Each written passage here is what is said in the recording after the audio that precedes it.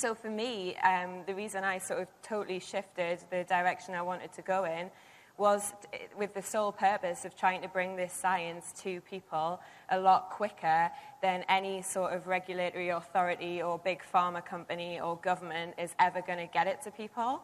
And I think that's one of the important things. It's like people that are here are like trying to bring it quicker.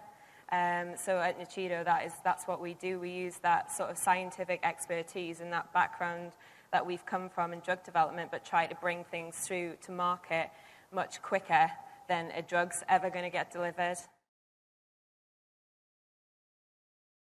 Basically, we in the I founded a company which is Gero. We're combining together dynamical systems view. So we're trying to understand how biological systems develop in time and see what bring some of these guys to stop aging.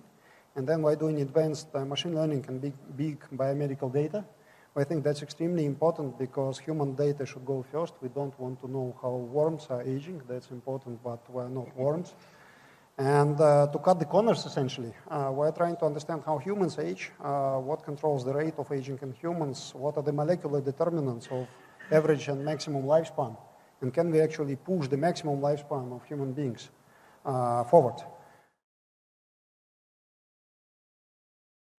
Now, I'm at UC Berkeley, and I tell my students who are between the ages of 18 and 22 that they are at the top of a mountain, okay? And when you're at the top of a mountain, no matter where you look, it's down. And that's exactly what happens to your hormone profiles as they decline. And if you're going through if you're a woman and going through menopause, some of you are taking hormone replacement therapy. Right. And then there's a reason why, because it's efficacious, right? It's beneficial.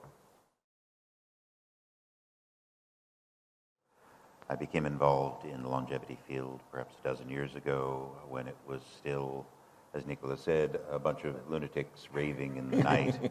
And we are still perhaps lunatics raving in the night. People are beginning to realize that we're onto something.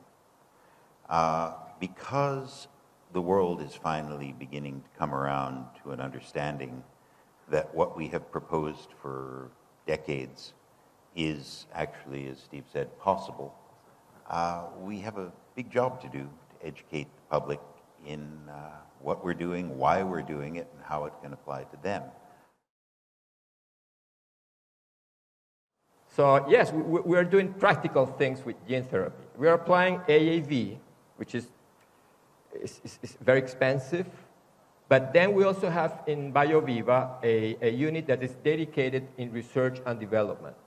And we are working with the Rutgers University in New Jersey to deliver new methods, to create new methods to deliver these viruses in a more effective way and cheaper.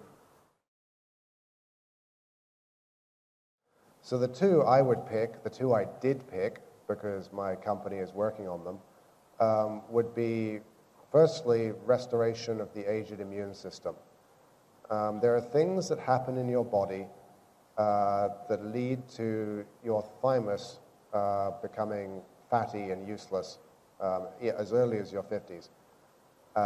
And this is, if you do something about this, technically this is not rejuvenation.